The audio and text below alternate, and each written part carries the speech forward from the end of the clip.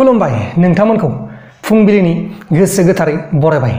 दिनै 8 अक्ट'बर 2020 बिस्थिबार फैदो दिननि फुंबिलिनि माखासे मोजां गाज्रि आरो फिसा गेदेर खौरांफोरखौ फारि फारि मिथिनानै लानि। गिबि खौराङा जाबाय नागालेन्डनि बारग' गभर्नर आरो बारग' सिबिआइ चिफ अश्विनी कुमारा गावनि जिउखौ गावनि न'आव मैयाहाय फोजोबनानै लाबाय। मानसिया नैबेनोमोन, बिथाङा जोबोर गोरों सासे मानसिमोन, नाथाय बिथाङा गावनि जिउखौ गावनि न'आवनो फोजोबनानै लाबाय।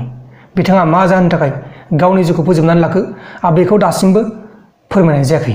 लोगोसे कंग्रेसआ सरकार सालायनोमोनब्ला दासिमहालागै चाइनिज आर्मिफोरखौ 15 मिनिटनि गेजेरावनो बर्डारनिफ्राय 100 किल'मिटार गोजानाव होखारहरसिगौमोन होननानै कंग्रेसनि जायबा लिडार राहुल गान्धी बिथाङा खौरांगिरिनि मेलजों बुंदों। गुबुन फारसेथिं BKWSC आरो बर' रावखौ जोंनि बे आसामनि अफिसियेल राव महरै गनायथि होखांनायनि उनाव गनायथि होनायखौ लानानै जोंनि बुहुमाव थानाय गासिबो बर' फिसाफ्रानो गोबां रंजादों आरो मैयानि समाव जोंनि बर' रायजो राजा बिथांमोना बमा गावदों आरो खाना जादों। जोबोर मोजां खौरां जोंनि बर' हारिनि थाखाय। दानिया फैदो गुबुन खौराङाव। गुबुन खौराङा जाबाय हाग्रामा महिलारि आरो चन्दन ब्रह्मनि गेजेराव गावजों गाव एबा BPF हान्जाजों BPF हान्जा दावहा सोलिगासिनो दं होननानै प्रमद बर'आ बुंदों। बिथाङा बुंनाय बायदिब्ला हाग्रामा महिलारिजों आरो चन्दन ब्रह्मजों चिफ मिनिस्टारनि मासियाव जिरायनो थाखाय दावहा सोलिगासिनो दङ गावसोरनि हान्जानि गेजेरावनो, बेबायदि होननानै बिथाङा बुंदों। बे जाबाय मोनसे खौरांसो, बेखौ आं जास्ट नोंथांमोननो फोरमायनाय जाबाय। नोंथांमोना गाज्रि मोननाङा, जोंनि बर'फोरनि खौराङाव खालि पलिटिक्सनिल'खा, दा बेनिखायनो नोंथांमोना गाज्रि मोननानै जेबो मुलाम्फा गैया। लोगोसे वेस्ट बेंगलनि गभर्नर जगदीप धनखड़ आरो ममता बेनार्जीनि सरकारखौ आइजोफोरनि सायाव अयथासार आरो रैखाथिखौ लाना सोंखारिदों। मानो होनोब्ला वेस्ट बेंगलाव बे बोसोराव गोबां गिलु बालु जाथाय जागासिनो दङ, जेरै BJPनि लिडारखौ बुथारनाय, सोरखौबा जिनाहारि खालामनाय, सोरखौबा गावथारनाय, बायदिसिना जाथाय जागासिनो दं वेस्ट बेंगलाव। जोबोर गरम गरम थासारि जागासिनो दङ।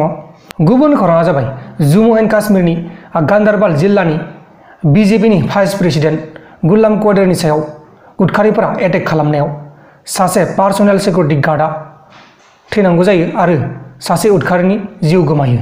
बे जाथाया भाइस प्रेसिडेन्टनि न' खाथियावनो जादों। बिथांनावबो गुलिया नांदोंमोन, नाथाय बिथाङा थैयासै। बिथाङा गोब्राब जखम मोननानै दङ। दा बिथांखौ देहा फाहामसालियाव देहा फाहामथाय होगासिनो दङ। अब्ला दानिया फैदो गुबुन खौराङाव।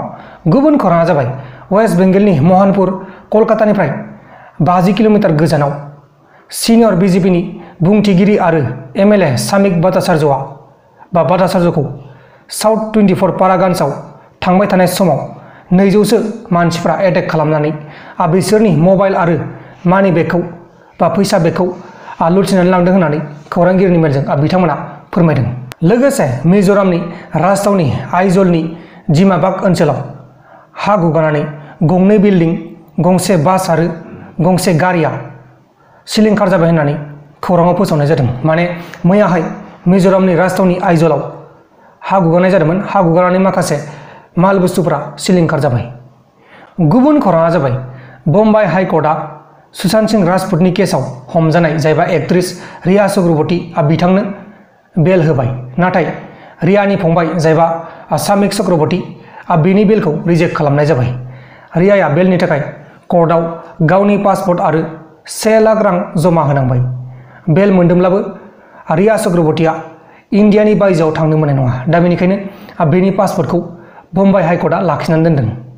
अब्ला दानिया फैलायदो गुबुन खौराङाव।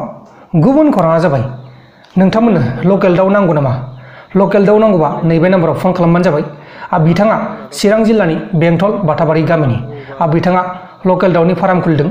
बिथाङा दाउखौ फाननो नागिरदों। दा बेनिखायनो जुदि नोंथांमोना लकेल दाउनि फार्म बा दाउफोर नांगौ जायोब्ला नैबे नाम्बाराव फन खालामनानै दाउखौ लानो हागोन।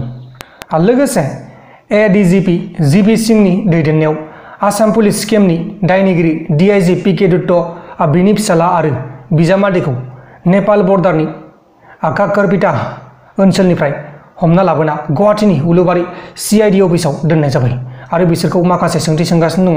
सोंथि सोंनाय हाबाफारिया सोलिगासिनो दङ। दानिया फैदो जोबथारनाय खौराङाव।